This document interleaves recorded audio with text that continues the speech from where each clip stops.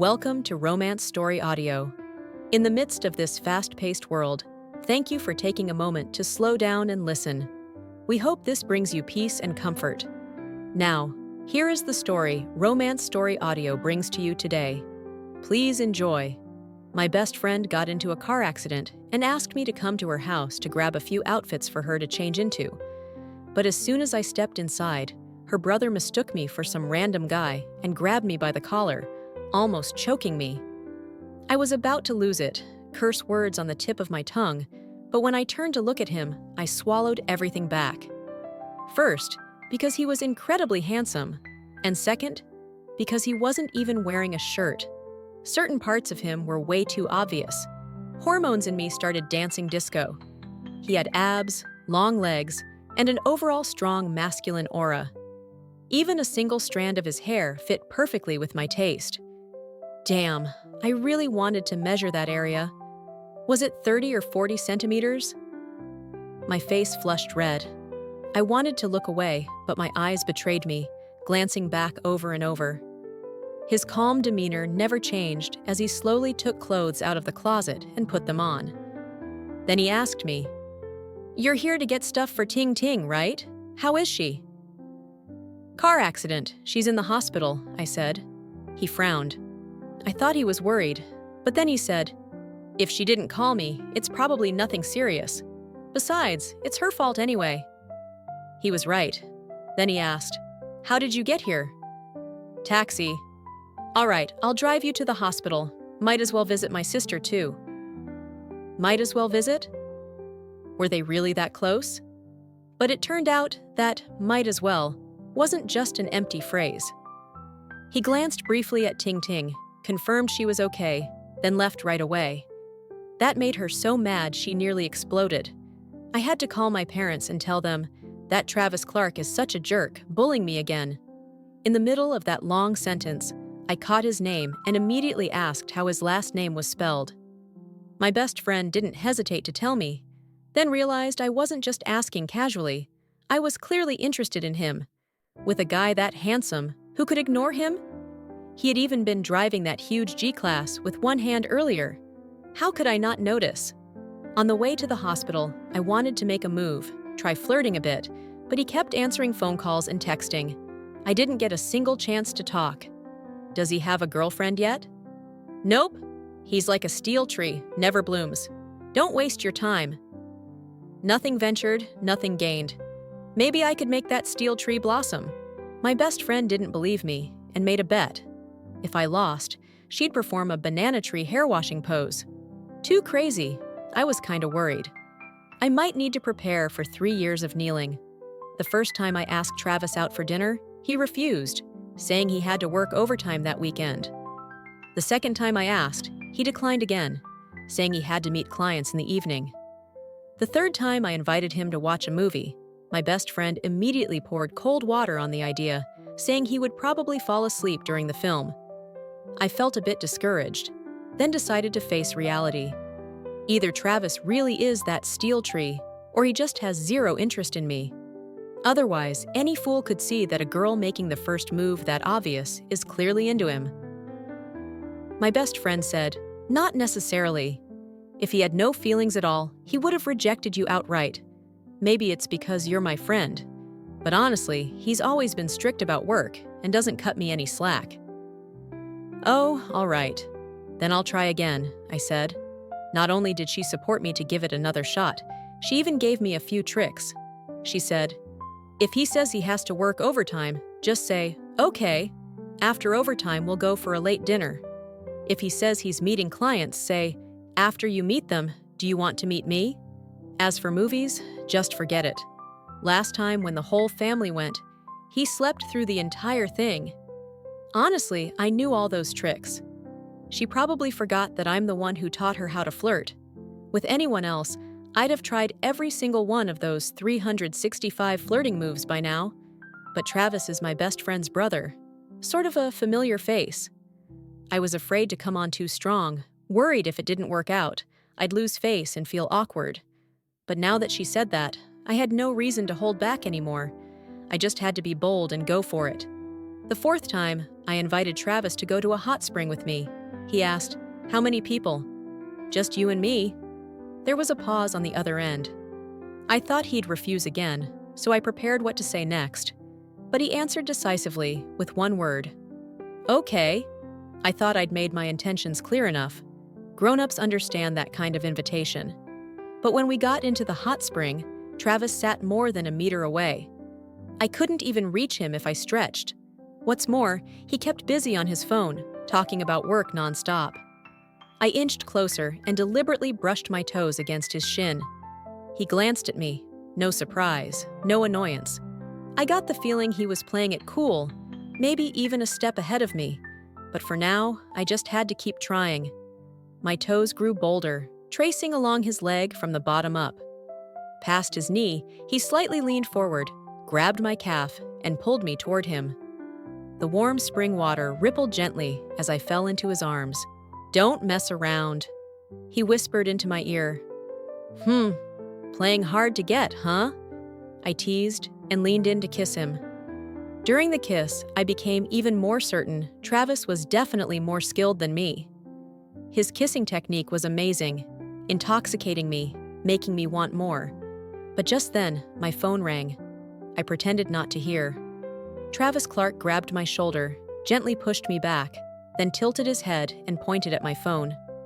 "Your phone's ringing, don't ignore it." He glanced at the screen, saw the caller ID, and said, "It's your mom." I was silently cursing whoever dared to interrupt me now. Turns out it was my own mother. Reluctantly, I let Travis go, picked up the phone, and answered with a voice full of complaint. "Mom, what's going on?" "Get over here quickly. Your dad's been taken to the hospital." "What happened?" "He fell off the balcony while trying to catch a thief."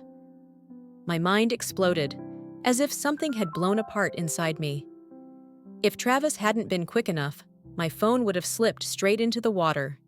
He held me tightly and took me to the changing room, where my hands trembled so badly I couldn't fasten my bra. Since I had other plans earlier, I had booked a couple's changing room at the hot spring. Travis was right beside me. He must have sensed how shaken I was. After I changed, he knocked softly on the partition and asked, "Can you dress yourself?" "No, my limbs feel like jelly." "If you can't, then let me help." He really did come in. Travis always manages to stay calm in the most embarrassing situations. Facing me half-covered, his eyes smoldered with desire and an overwhelming aura. His gaze swept over me from head to toe, as if he had pinpointed my weakness. I couldn't move, but his hands moved decisively and swiftly, and before I knew it, he'd helped me get dressed. From the hot spring to the hospital, the trip should have taken over 20 minutes, but he did it in just 15. When the car stopped, we got out from opposite sides. Tall, lean Travis took a few steps and quickly left me behind. If a stranger saw us, they'd think the one in trouble was his dad, not mine. I started to run after him, but Travis suddenly stopped, turned around, and reached out his hand to me. If this had happened half an hour earlier, with him taking the initiative like this, I would have been so happy. But now, I just felt he was pitying me. Maybe he thought I was the kind of person who lost all resolve when trouble came. But it's okay. Love often starts from pity. I took his hand, and together, we walked into the hospital room. Even though I still felt that thinking about love now was a bit disrespectful, I believed my dad would understand. 5 minutes later, no, forget it, don't think about it anymore. I'd assumed my dad falling off the balcony would be serious, or at least he'd be in the ICU. But no, it turned out that balcony was on the ground floor. Dad had been trying to play hero catching a thief for the neighbors, but slipped and landed headfirst in the grass. He was definitely injured, some bruises and scrapes, but if he'd been admitted, it would have healed on its own. My mom was embarrassed and forced a smile as she explained that the building manager had called with unclear information. The neighbors all rushed over, and that's why she called me. I'd waited for 4 chances to hang out with Travis Clark, and this was supposed to be the perfect one, only for my parents to ruin it. Silence was the bridge that night. Maybe it was shame, maybe it was overwhelming sadness. On the way home from the hospital, I leaned my head against the car window, radiating the tragic heroine vibe. My best friend kept texting, asking how things were going. I had nothing to say except 6 trailing dots. Travis Clark drove me home and reminded me to take a proper shower. I'd been too rushed earlier and had only rinsed off quickly, not properly cleaned. I looked at him with frustration, ready to say something, but decided silence was better. Sometimes when the mood's already broken, pushing further only makes things more awkward. I nodded, got out of the car, didn't look back, and disappeared into the night. 2 days later, my best friend was discharged and called me to pick her up. I asked, "Where's your brother? Why didn't you call him to come?" "He's on a business trip." "Oh." My best friend immediately noticed my disappointment and asked worriedly, "What's wrong? Did he refuse to come?" "No, but almost. I was the one who had kissed him that day. If he'd felt anything for me, he would have at least sent me a message afterward." I had to admit, that steel tree was tougher than me. "Your brother? There's nothing I can do. I give up." "No way. I've already practiced the banana tree hair washing pose. How can you just give up?" she said, excited like no one else I'd ever seen about doing that pose. She quickly added, "Wait, I'll help you figure him out." Before I could respond, she hung up. I thought, this was hopeless. That day, Travis agreed to go to the hot spring and kissed me, maybe just to avoid refusing a gift handed right to his mouth. But just 2 minutes later, my best friend sent me a screenshot of a chat between her and Travis. Best friend: "So what exactly do you feel about my friend?" Travis: "If I don't like her, I'd say so. Don't leave her hanging." Best friend: "Are you that kind of guy?" Travis: "I don't leave her hanging." Best friend: "Then what exactly do you mean?" Then Travis stopped replying. My best friend said, "His feelings are pretty clear. He likes you." I scoffed. The feelings of a 1,000-year steel tree are definitely not like ordinary people. I decided to play one last game. If it still didn't work, I'd back off. The day Travis came back from his trip, my best friend told me right away. I messaged him on WeChat. "Last time you took me to the hospital to visit my dad, I still haven't thanked you properly. Let me treat you to dinner." Travis replied, "Okay?" Just as I was about to send the restaurant address, he added, "Come eat at my place." "I don't know how to cook." Travis said, "I'm tired from the trip. Want to take a nap first? You can go grocery shopping. I'll cook when I wake up." I really wanted to tell him it wasn't right for me to invite him, but then go to his place and let him cook. But the invitation was too tempting. Even if it wasn't proper, I had to play dumb and agree.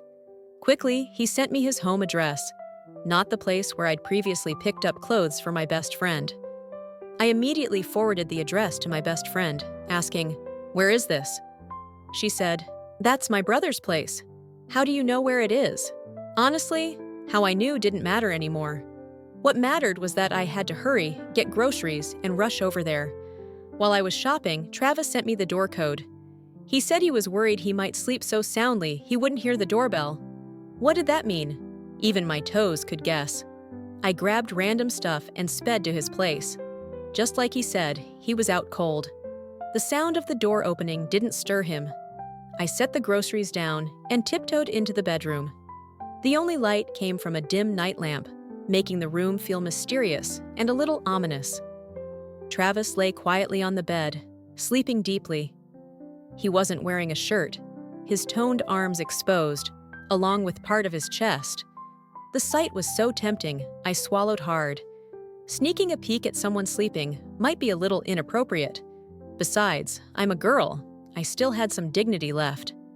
I hesitated for a few seconds, ready to back away. But suddenly, Travis opened his eyes. His sharp gaze froze me in place. "I bought groceries," I said awkwardly. He nodded, glanced at the penguin-shaped alarm clock on the nightstand, then said, "It's still early. Come back to bed with me." "Sleep? Together?" I was stunned. He tugged my hand and pulled me onto the bed. I became his pillow, completely wrapped in his arms.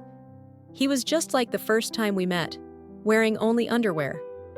Surrounded by his intense masculine scent, I vaguely wondered if this counted as being inappropriate.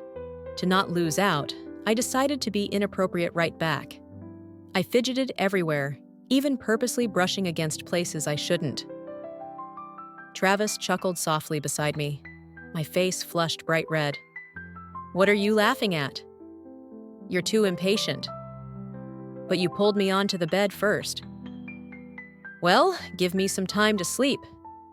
He paused, then deliberately brushed his rough beard against my forehead. "After I'm done eating, I'll show you. You'll be satisfied." He really knew what I was thinking. But why did he think that after teasing me over and over, I'd still obediently listen to him? I pushed him away firmly. "Sorry, I'm not interested anymore." Travis hesitated a bit, then sat up with me. I ignored him, got off the bed, and ran out quickly. But with his long legs, he caught up to the door in just a few steps and caught me again. I watched him warily. "What, you planning to force me?" Travis looked a bit annoyed, paced around, then said, "The groceries are bought." "Let's eat first, then leave." "No," I said. "Then let's eat out." He said that and went back into the room to get dressed, leaving me standing there, dumbfounded. Honestly, I just wanted him to taste what it feels like to be cold-shouldered. Who told him to be so mean? When he finished dressing and came out, I said, "I'm tired of eating out. I don't want to go." Without hesitation, he turned and walked straight into the kitchen. I followed and leaned against the kitchen doorframe, watching him wash vegetables and cook. A handsome man doing anything is just mesmerizing. By the time the 3 main dishes and a soup were laid out on the table, I had completely forgotten that he'd ever teased me before. While eating, I asked, "Can I come eat here again sometime?" Travis said, "I rarely cook." My eyes immediately dimmed. He added with a hint in his voice, "If you want to eat, I can reluctantly cook a few more times." Reluctantly? Why did I sense a sweet undertone there, like someone who loves to spoil his girlfriend? Maybe I'm just imagining things. After we finished, Travis said he wanted to take out the trash and asked if I wanted to go for a walk to digest.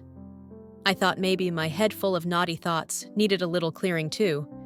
But just as we started walking, before our hands could even meet, his parents showed up. "Hey, why are you walking with Travis?" his mom said, eyes full of suspicion. Facing his parents' doubtful looks, I tried not to laugh and racked my brain for a good excuse. After failing to come up with anything reasonable, I turned to Travis and tossed the hot potato to him. "Travis, your parents' daughter is afraid I'll be single forever, so introduce your girlfriend properly." His parents had only stopped by to see their son after a long time. Unexpectedly, their son suddenly had a girlfriend, and the future daughter-in-law was someone they already knew. They exchanged a glance and quickly left. Travis said he wanted to walk me home, but I declined. I asked him, "What did you mean earlier when you talked to your parents like that?" Travis replied, "Hey, didn't you say you wanted to make this steel tree bloom?" I had believed what my best friend said. She'd sent me their chat, told me everything I said to her. Both sides acted like decent people. I was so frustrated I said nonsense, so what if I said it? "No big deal," Travis said flatly. "You talk too much." I was mad as hell. He knows what I'm thinking, but I have no idea what he's thinking. Lost again. Damn it. I wanted to say goodbye and find someone more obedient next, but Travis grabbed my hand and somehow pulled out a wildflower, pinned it in his hair. He asked, "Does this count as the steel tree blooming?" I blinked, still trying to gather my thoughts, then found myself lying next to him, tangled up together. He did very well. I was very satisfied. Just a little tired, the kind of tired that makes your whole body want to give up, but you're still wrapped in happiness. Travis said, "You know, at first I noticed you just because you're handsome. Your body, from the very first time we met, made me want to be close to you, the closest." Travis was silent for a long moment, then softly said, "I know. I'm really tired. I'm about to fall asleep again." He spoke drowsily, and I teased him straight to his face. Still biting the bait, huh? Anon Audio wishes you an enjoyable listen. I think he said something back, but I didn't catch it clearly. Anyway, this steel tree bloomed for me, and that's enough. When I took Travis's hand and showed up in front of my best friend, she immediately called me sister-in-law. I was so happy I felt like blooming inside. Didn't even care about that silly banana tree hair washing pose anymore. His parents also loved me and hoped I'd soon become part of their family. But my parents didn't like Travis. I was stunned. How could they not like someone so handsome and wealthy? Besides the fact that my pursuing Travis made them think he didn't love me enough, my mom said, "He's handsome and rich, but I'm afraid you won't be able to keep him, and it'll end in divorce."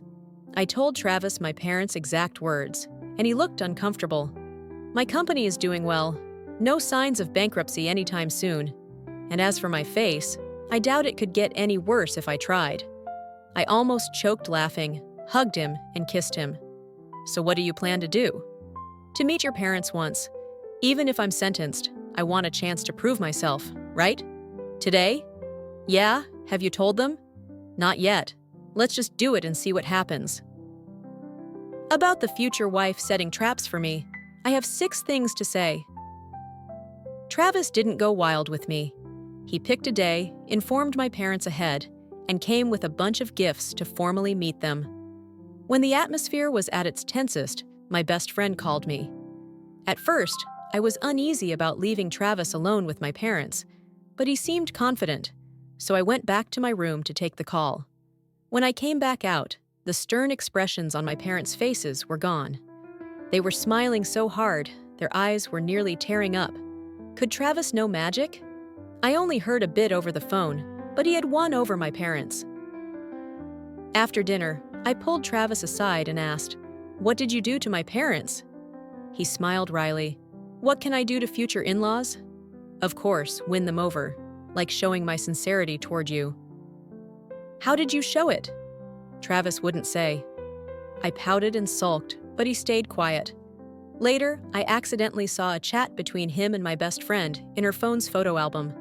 Travis: "I'm interested in your friend." Best friend: "I know. Transferred $10,000. Accept or not?" My best friend sang, liked my figure, and said she'd find a chance for the 2 of us to meet alone. "Don't wear any clothes," she joked. "Wouldn't that make me look like a thug?" I asked. "I'm only responsible for setting up the chance. What happens after that is on you." Turns out, those 2 siblings had dug a trap for me to jump into, then happily laughed to themselves. I created a group chat with the 3 of us, dropped the screenshot there, and said nothing. It's true, siblings have a special connection. I didn't block them, let them explain on WeChat, but I stayed silent. Just then, a colleague at work started chasing me hard. The day Travis showed up at my office, he caught me right as my coworker handed me a bouquet of 99 red roses. Travis didn't keep his usual calm. In just a few steps, he was by my side, arm around me, declaring he was my boyfriend. My coworker froze in embarrassment. The first time he confessed to me, I told him I had a boyfriend. He didn't believe me, thought I was testing him.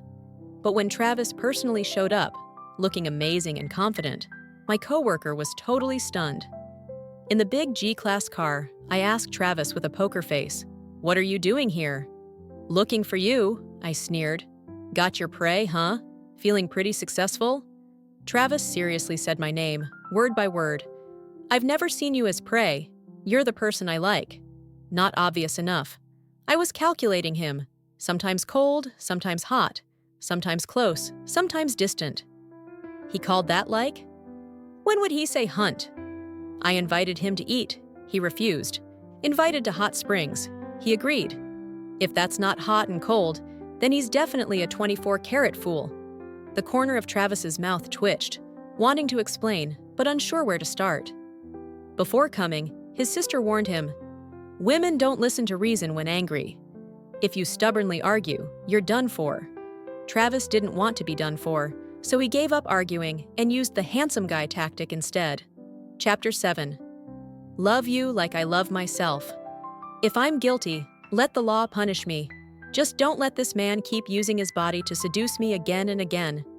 And then I couldn't resist him. He won me over once more. Later, to save face, I pouted and said fiercely, "Don't forget, at first I noticed you only because you're handsome." Travis smiled. "I'm honored." To vent my frustration, in the following days, I stayed cold toward Travis.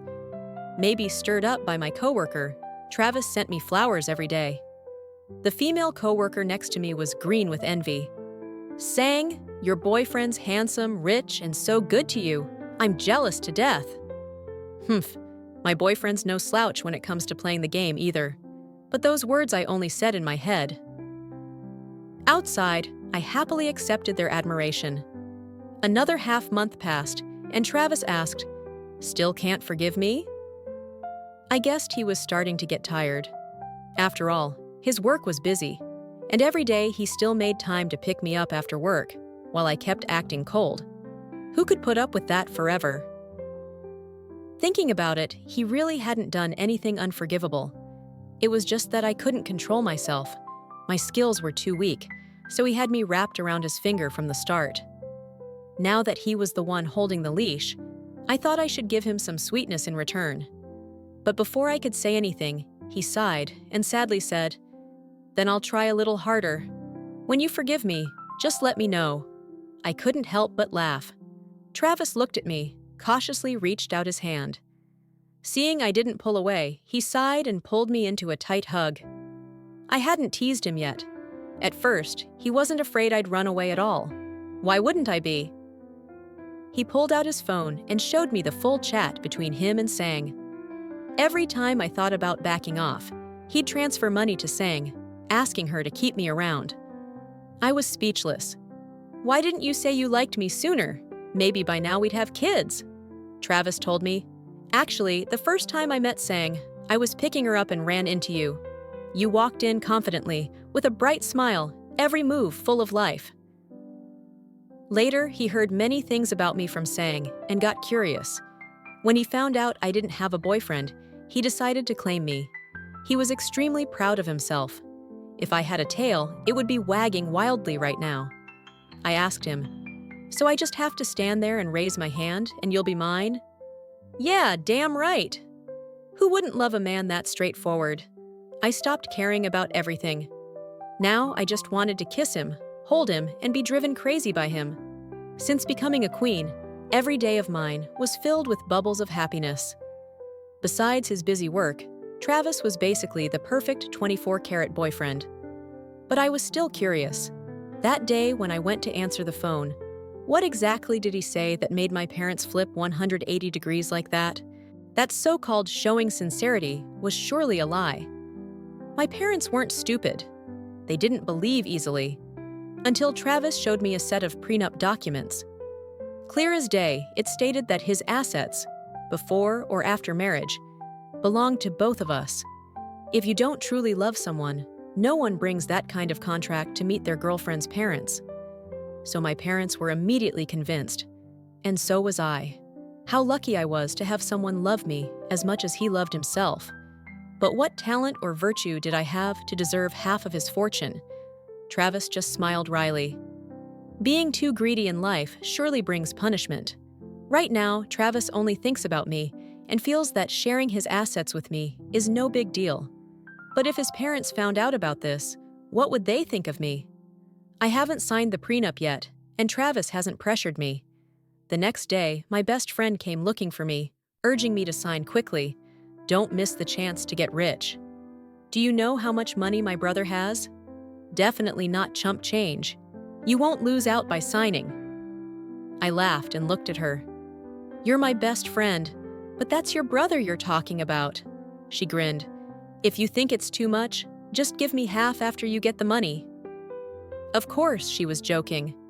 Then she revealed that Travis had actually liked me for a long time. She had even tried to introduce us before, and straight up asked for my opinion. But I told her, if a man doesn't have time for me, forget it. Love needs time to stick together. Back then, Travis's company was just starting, and he was swamped with work. No time for romance. Actually, he's still very busy now, but all his free time is for me. My best friend didn't know how much I'd been holding back, pretending everything was fine around her. I told her seriously, Oscar owes me a Golden Globe, or at least a silver one for this performance. I asked her, about that banana tree hair washing pose, who's doing the performance? You or your brother? She said, what? It's so noisy, I can't hear you. You run fine, but your brother can't escape. One night, Travis was working late, and I was bored, so I sneaked into his office. Life taught me not to check up on your lover too much, but also not to check unexpectedly. I caught Travis with a beautiful woman that evening, caught red-handed. The woman didn't seem to know about Travis and me. She asked with a hint, Travis, is she your secretary? Doesn't she know the rules? Just barging in without knocking? Do secretaries even wear house clothes to work? Travis tried to explain, but I gave him a sharp look, stopping him. Then, playing along with the woman, I started my role. Director Travis, the work is done for today. Can I work overtime now? The woman looked at me. I stepped back immediately. I won't disturb you two anymore. Travis closed his eyes and took a deep breath. As I turned to walk away, after 3 steps, he called out, Sang! I froze, looked back, eyes confused, as I glanced between him and the woman. In that moment, the office atmosphere filled with a tense, smoky tension between the boss and his secretary. Travis waved his hand tiredly. Come here. Director Travis, I'm giving it my all. He couldn't hold it anymore, got up, walked over to me, and gently tapped my head. Don't make trouble anymore. Director Travis, I'm not causing trouble. The girl beside me froze completely. Travis turned to explain to her, This is my girlfriend. The girl paused for a moment, then quickly fled. I looked toward the door and sighed quietly, wondering if such an easy evening of fun really existed. I turned back and met Travis's eyes, full of playful mischief. He asked me, Are you having fun? Not yet realizing the danger ahead, I kept playing along. Director Travis said it's fun, so I'm going with the director's word. All right, Travis said, pulling me into his arms, flashing a sly smile that revealed his fox-like cunning. If you like office games, I'll definitely indulge you to the end. Travis carried me out of his office. My whole body felt loose, as if just rescued from captivity and destruction. And indeed, I had been quite battered. Travis, well-fed and satisfied, wore a beaming, carefree expression. When he placed me into the passenger seat, he whispered softly into my ear, What game shall we play next time? How about playing with my mind? I glared at him. You beast! He happily accepted the title. The next day, Travis and I had dinner at my place. The atmosphere was harmonious and cheerful, but before leaving, my mom pulled me aside and asked about the bruise on my knee. I guessed she was worried and hurriedly explained that I had just fallen yesterday. My mom clearly didn't believe me. She sternly reminded me to protect myself and not to believe everything a man says. Truly, yesterday, my mom looked at me with eyes that said, I understand you. I once brushed through this myself, then sighed. I never expected little Travis to be like this. I really didn't expect my mom to laugh so openly, even comfortably discussing this topic with me. The bruise on my knee was indeed from my own fall, but it couldn't be said it was unrelated to Travis. After all the activity in the office, my legs were weak at home. I nearly collapsed on the stairs. Being carried by him was only natural. Who told him he wanted to try every move for the role? Sweet life sometimes has quarrels, but we make up quickly. Travis always says, winning an argument with me means nothing. If you want to win, just let me win. Having a husband like this, what more could I ask for? Wait, he's not my husband yet. We've been together over a year, but he's never mentioned marriage. His parents don't seem to be in a hurry either. Every time we meet, they just smile and chat, never bringing it up. In contrast, my parents are getting anxious, repeatedly asking when I plan to marry. I asked Travis, and he bluntly asked back, Are you ready to be a mother? Once married, there's childbirth. If you're ready, I'm ready anytime. He's always ready. After planting the seed, the rest is on me. Honestly, I wasn't ready to have a child so soon. Travis understood that, which is why he never brought up marriage. "You're still young, don't rush," he said. I rolled my eyes. He's only 3 years older than me, but he talks like he's way older. Travis just smiled, saying nothing more. Later, I learned his parents weren't impatient. It was Travis quietly handling everything behind the scenes. So every time I went to his house, it was relaxed and happy. And fine, I'd take responsibility for coaxing my own parents. At first, we planned to enjoy at least another year as just the two of us. But unexpectedly, after only 6 months, a problem came up. More than 2 weeks ago, we both got drunk and, in a moment of recklessness, forgot to take precautions. A few busy days passed, and by the time I remembered, it was too late. I thought it couldn't happen just once, but Travis was truly a pro. Seeing 2 lines on the test stick, I felt dizzy. Travis noticed me sitting still in the bathroom and worriedly knocked, calling, "Sang!" Actually, I was standing right behind the door, and as soon as he spoke, I opened it. "What's wrong?" He saw the strange look on my face and immediately worried. "Are you feeling unwell?" I showed him the test stick. He glanced at it and understood instantly. We changed clothes and went to the hospital. Travis stayed calm as always, though he was about to be a dad. I saw no excitement on his face. I began to wonder if he was worried about me or just didn't want a child. Until we stood by the car and he awkwardly said, "I forgot the car key." I laughed and gently patted his hand. "You scared me. I thought you didn't want this baby." Travis immediately hugged me tight and whispered, "It was my fault that day. I was afraid you'd be angry." "So you do want the baby?" "Yes." I nodded. "If it's here, we'll keep it." Seeing his panicked look when he forgot the key, I became even more sure that having a child with him was definitely the right choice. The only thing I regretted was the weight gain during pregnancy. If we held the wedding before the baby was born, I wouldn't be able to wear the most beautiful wedding dress. But I had underestimated my future husband's ability. He paved the way with money and sped up the wedding plans. My belly hadn't even shown yet, but everything was already in place. Because the wedding was my choice and arranged privately, it was grand. Exactly how both families wanted. Extremely respectable. I wondered, "What about you? Don't you have any requests for the wedding?" Travis smiled gently. "My request is actually the hardest. The bride can only be you, no second choice." Wow, I never knew this guy could be so sweet with his words. Well then, wish us a lifetime of happiness and an early arrival of a precious son. Completely heartfelt. Romantic Story Audio. Thank you all sincerely.